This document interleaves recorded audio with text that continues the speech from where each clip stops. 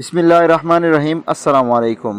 کچھ باتیں جن سے اللہ تعالیٰ سخت ناراض ہوتا ہے: اولاد کو گالی دینا، خصوصاً بیٹی کو، دل میں بغض رکھنا، مہمان کو دیکھ کر منہ بنانا، اذان کے وقت کام میں مصروف رہنا، ماں باپ کی عقل کو کوسنا، نماز کے بعد دعا نہ مانگنا، کھڑے ہو کر پانی پینا۔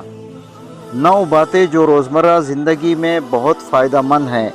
نمبر 1، اگر خوشی چاہتے ہو تو وقت پر نماز ادا کرو۔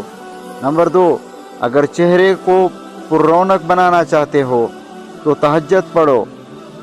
نمبر 3، اگر سکون چاہتے ہو تو قرآن کی تلاوت کرو۔ نمبر 4، اگر صحت چاہتے ہو تو روزہ رکھو۔